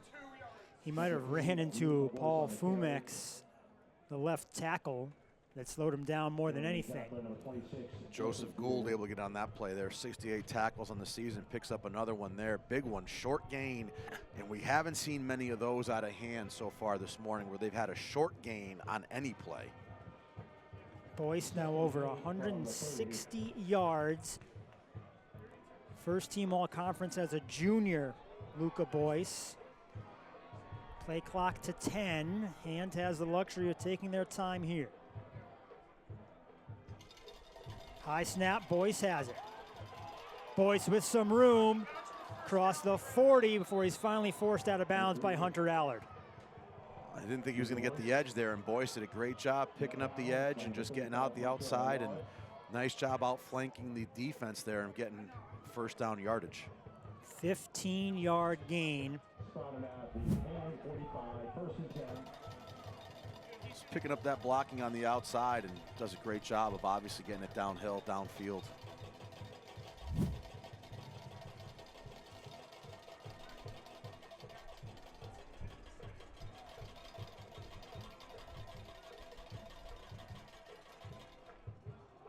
Portney. Diego Portney with it. Down the right side. Diego Portney, touchdown Hand. 55-yard touchdown for Portney.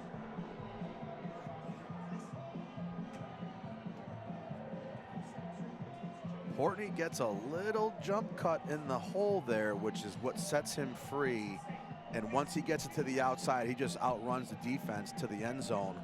You'll see Portney just makes a nice little move in the hole right there, right here, bang, and just cuts it out to the outside. And that little jump cut there is what set him free and allowed him to climb the ladder. As they talk about, once you take those plays on the inside, you want to climb the ladder back out to the outside of the field, as he does there and takes it to the end zone. High snap. Bo hesitated. Leckie into the end zone where it's incomplete. Unsuccessful conversion try on the pass by number 7. And almost making something out of trouble on the PAT. But they'll be content as they are up by 3 scores at 17 points with 10 minutes to go. Yeah, again, you're never comfortable, but if there was an opportunity to be comfortable, it's this situation in the game. This is the biggest lead thus far, and what we've seen so far in terms of possessions and the amount of time it takes for some of the scores to happen. Could be an insurmountable lead here, unless there are some special teams plays that happen in Killingly's favor that allow them to get possessions quickly.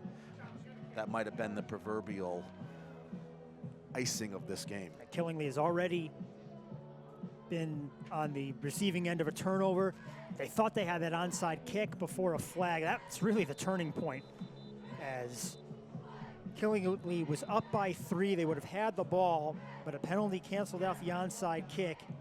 And Hand has scored 3 touchdowns since then to go from down 13-10 to up 30-13.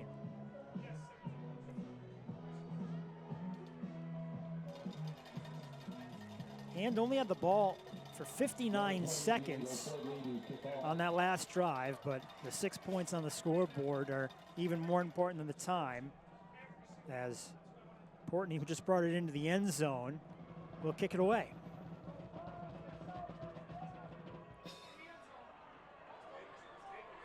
Hunter Allard out of the end zone. Kessel hits him, and Allard stopped before he got back to the 20. Yeah, and there's a situation where obviously he wants the ball in his hands. He wants to make a play, and we talked about it. You know, on special teams, that's going to be your quickest opportunity to make a play.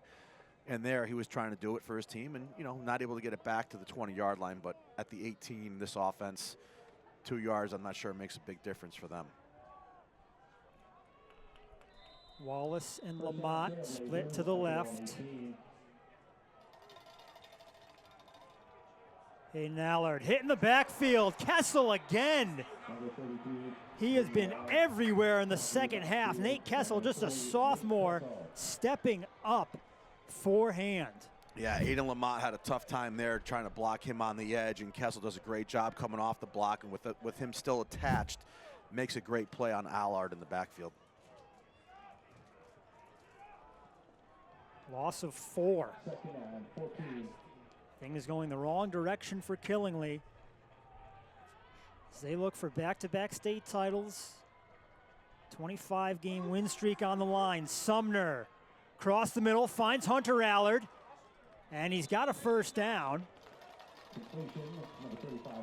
We've seen the Trailblazers have success with those underneath crossing routes. It gives the receiver an opportunity to run away from the coverage, and Sumner does a nice job of throwing the ball on the run, able to lead his receiver out.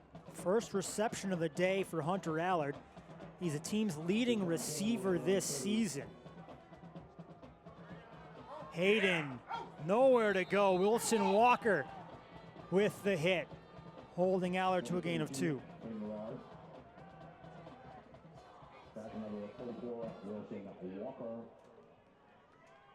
And now the clock keeps rolling.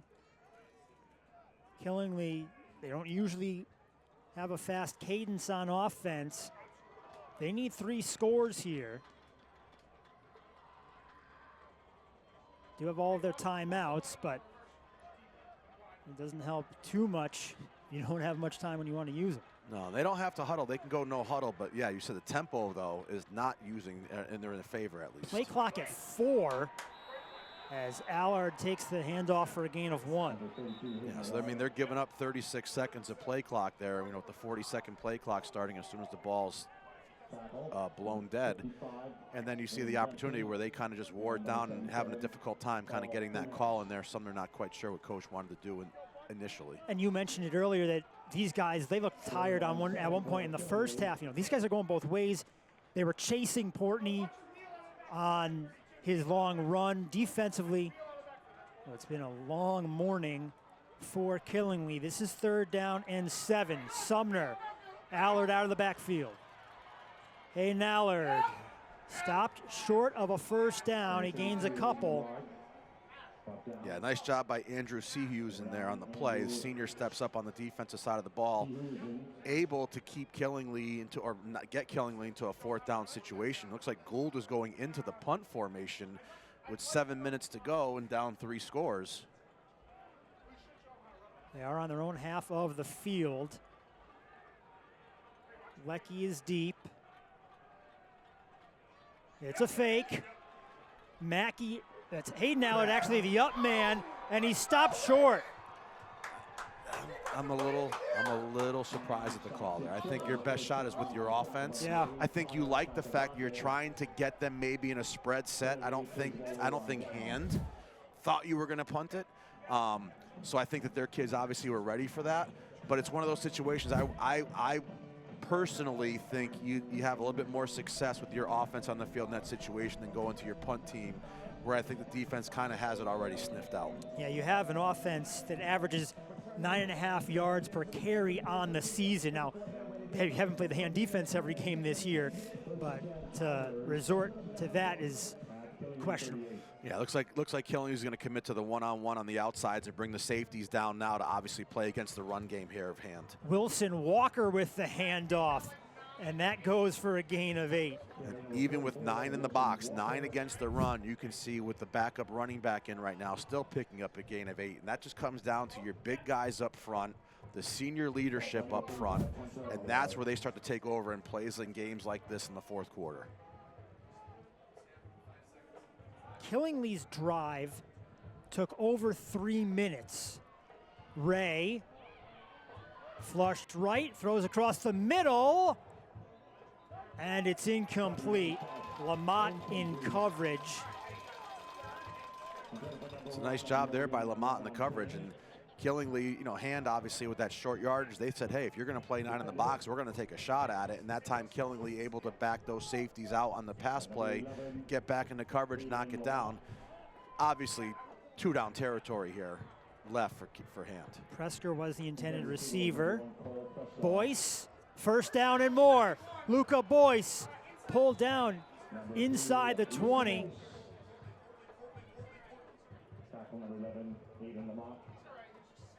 It's close there again. They're on that shoulder, and that shoulder just seems to really be irritating Boyce. Ball comes out, but not until after he's already down on the ground with contact. But something that obviously the Killingley Trailblazers kind of have an idea about. That right shoulder not feeling good for Boyce. Boyce's season high 200 yards came against Fairfield Prep the beginning of November. I've got him at 188 right now. He's out of the game as Diego Portney is in the backfield. Portney scored the most recent touchdown for Hand. Ray keeps it and throws it away. Now you got blockers downfield, no flag. I'm surprised. I'm at least the officials, you kind of have an idea that's a run play to start, and then that's easy call if you're an official to kind of look downfield. You see the big guy down there. I believe it was number 72 O'Malley was down into the almost secondary, but the officials keep the flag in the pocket, give him the incomplete pass. Ray looking to join his father, John, who won a state title in 1990 for St. Joe's.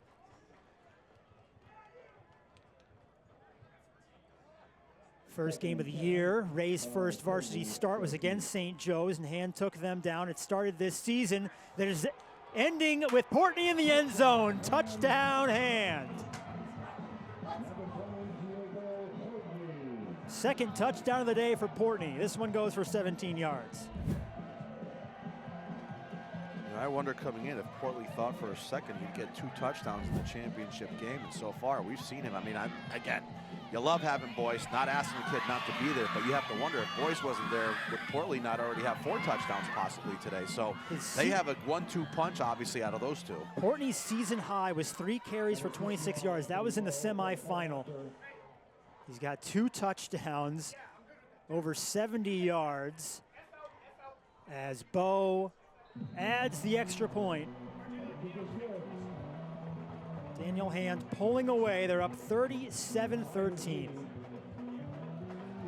Never what you assume. As the way this game started, you never would have thought we'd be looking at this time to go in the fourth quarter with a 37-13 difference, 24 points difference. Never thought the way this game was going, especially in the first half, that we would see anything like this right now. 27 unanswered for Daniel Hand after that onside kick where Killingley thought they had the ball, but there was a penalty. And that's and that's what you expect out of a championship caliber team. Tigers, once they had an opportunity, kind of sniffed it, and they just took it out and took it all away. So they just took the opportunity away from Killingley. And Killingley, obviously, once you get down and you get down by that 10-point score, and then I think we saw it at 13, it becomes one of those where you're like, all right, you start to feel any fatigue you're feeling is a little bit more. And that time we've seen it so far kind of climb on the back here of Killingley in the fourth quarter. Hand had the ball first in the second half. They fumbled it at the 5. Killingly went 95 yards to score. You thought everything was going the Trailblazers' way as Mackey picks up the kickoff at the 20. And Killingly will start at the 27.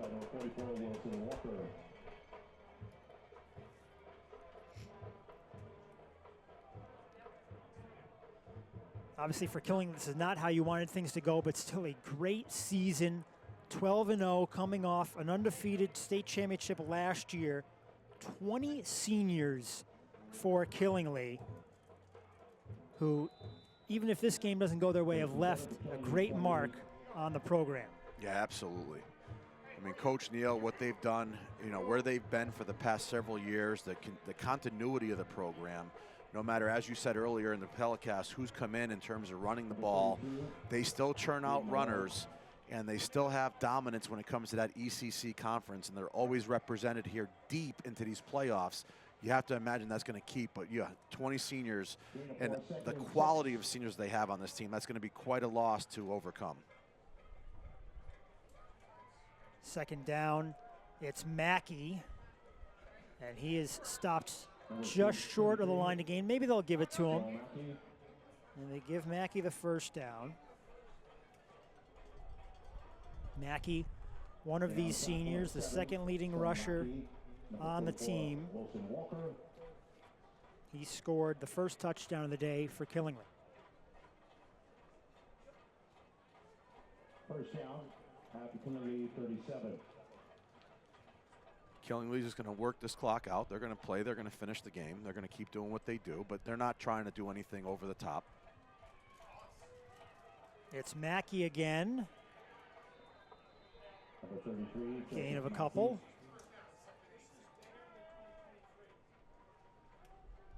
Tackle number 77, Paul Fumex.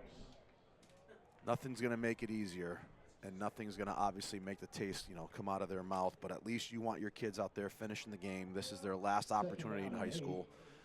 Just want to finish with their friends. It's not going to be the outcome that they want to have, but I'm sure in any situation here, they want to stay on the field and finish this game out. Hayden Allard still going. Walker takes him down across the 45. Number 32, Hayden Allard. 6-yard gain there for Allard. Wilson Walker. I've got him at 125 yards, but 32 carries to get that. Yeah, that's going to put him well over 200 carries in the season, and then another 2,225 yards on the season. Back-to-back 2,000-yard seasons for Hayden Allard. He and his brother will be looking to play in college together. Allard able to hold on to it. Leckie with a big hit. First down for Killingly. We're under 3 to go. Well, that'll make it easy on the family, I guess, for traveling purposes, if they can do that. Yeah, they've been playing together for a long time, and then, of course, in the offseason, Killingly, they train at The Barn, Coach Chad Caffrey's barn/gym in Hampton. So that's the rule with Killingly football. You play a winter sport, or you go to The Barn. And these guys will get back at it very soon. Sumner, incomplete. He was looking for Hunter Allard.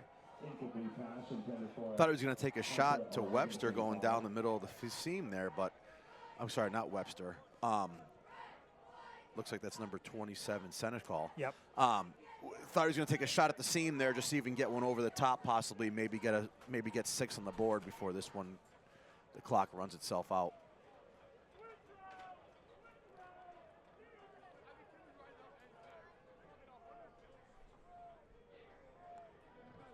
Second down 10.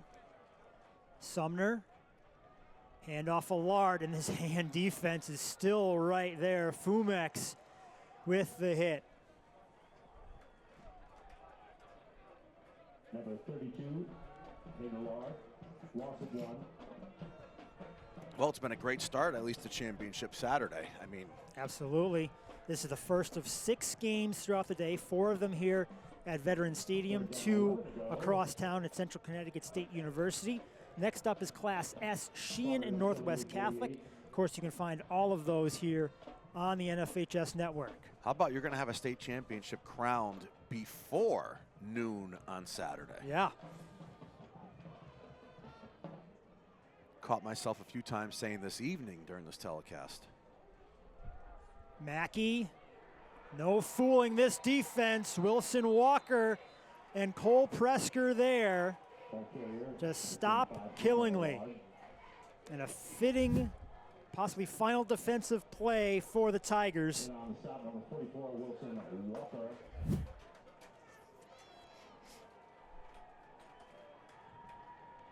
Offense on the field. This is 4th down and 16.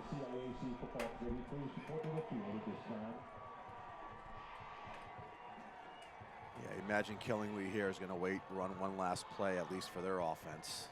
Obviously get the first down, maybe have another. But they're going to take that clock all the way down before they run it. Hayden Allard with a spin. There's Wilson Walker again. And Hand will take over. So Hand's going to have to get in that victory formation and at least snap it once, and then this is going to be a final. I don't think they'll be too bothered with having to do that. No. Nope. Walker with a big hug on the sideline. As Hand will make it 2 championships in 3 years, knocking off undefeated Killingly. Yep, the greatest formation in play in football coming up. First down, Hand from the Killingly 45. There it is. Bobby Ray waited a long time to be the starting quarterback of the Daniel Hand Tigers, and he takes one final snap as Hand wins their 15th state title in school history.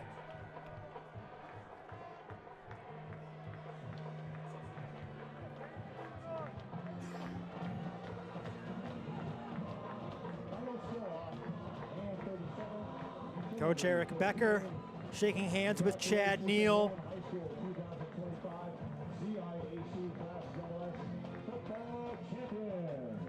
As Hand will celebrate the state championship. Again, reminder, spectators are not permitted on the field at any time. Thank you. Congratulations to that Tiger program doing it again, adding to the flags that I guess you can see out there on the field represented, waving in the air. The previous state championships won. They're going to add another one to that allotment there.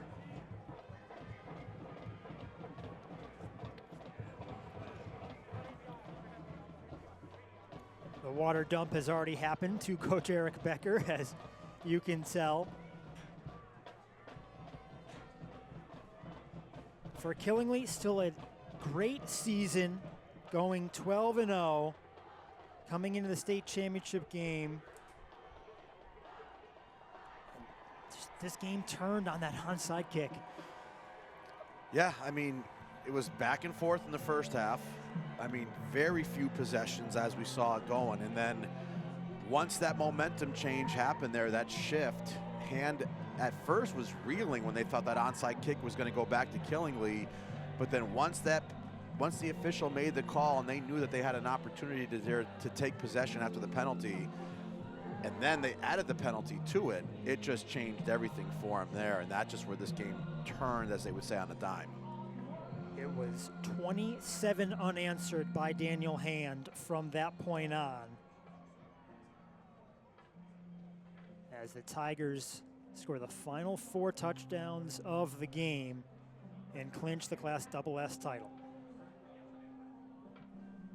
Last year, their journey ended in the semifinals, a loss to St. Joe's after an undefeated regular season.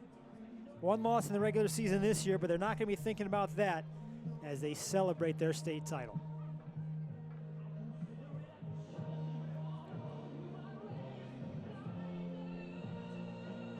Gonna get a lot of airplay on that song today out of Queen.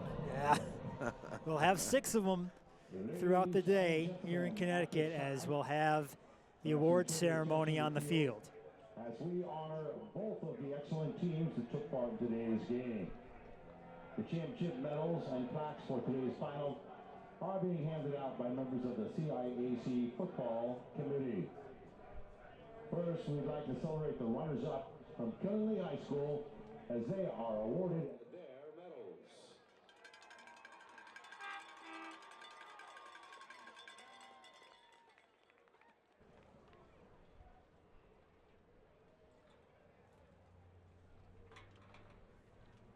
Now the captains and coach for Killingley, please come forward to accept your state runner-up plaque. Never the walk that these seniors want to take, but it has been a great run for Killingley. They won their state championship last season. Made it to the state championship game again here in 2025, the 6th state championship game in 8 seasons for Killingley.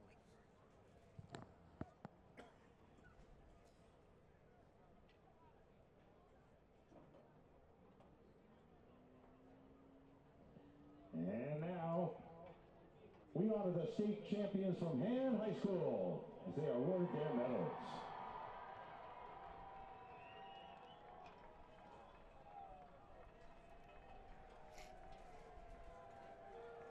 The trophy delivered to the Han Tigers. Please come forward to accept your Number 15 for the trophy case down in Madison as Han, your 2025 Class SS champions. Yeah, Coach Becker's going to join the likes of Larry Ciotti and Steve Filippone, former coaches that have led the Tigers to championships in the past, and Coach Becker is going to add his now to that one there, 15th for the school, and congratulations to that Madison community and the Han Tiger program, as you said before, one of now the second in the state in terms of state championships behind Ansonia, but just chipping away with the opportunity to see if they can pass Ansonia someday.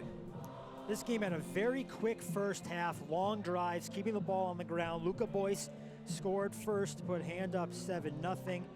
Killingley answered with a 7-minute drive that ended with Joseph Mackey's 1-yard touchdown run to tie the game. Near the end of the first half, a field goal for Hand, and they were up 10-7. Hand had the ball to start the second half. They drove down into the red zone, but Luca Boyce fumbled. Killingley recovered at the 5. They went 95 yards. Mackey had a long run on that drive before Hayden Allard brought it into the end zone. Then that onside kick was attempted by Killingley. A penalty committed on the onside kick meant they had to re-kick, and eventually Hand brought it into the end zone after a long kickoff return by Leckie. Boys with a 5-yard score, and they didn't look back. As on the next Killingley drive, Nate Kessel deflected the pass. O'Malley, the defensive lineman, had the pick 6. And Killingley, or I should say Daniel Hand, added 2 more touchdowns from Diego Portley to put it away. And now we have to award the NFHS Network Player of the Game. Boyce had 2 touchdowns. Portley had 2 touchdowns. Kessel had the deflected pass that led to the interception, along with a couple of big stops. Who's on your mind as the player of the game? I think you got to look at Luca Boyce. I mean, when it came down to it, he had the opportunities to pull this team through, put him on his back, and pick up much-needed yardage at key critical times, especially when they put him in that wildcat formation in short yardage situations. He came through time in and time again. Yes, he had the turnover, but he did come back and answer on the next series and put the ball in the end zone as well, which is what sealed this game. Boyce ending up with 188 yards on 25 carries and 2 touchdowns. A great choice as the NFHS Network Player of the Game. That'll do it for us, but there's 5 state championship games left today, with the next one at 1 o'clock, Sheehan and Northwest Catholic. You can catch all of them right here on the NFHS Network. So until then, for my partner, Marco Pizzafrato, the entire NFHS Network Bird's Eye crew team, I'm Tom Felice. Thank you so much for being with us as Daniel Hand wins the SS title.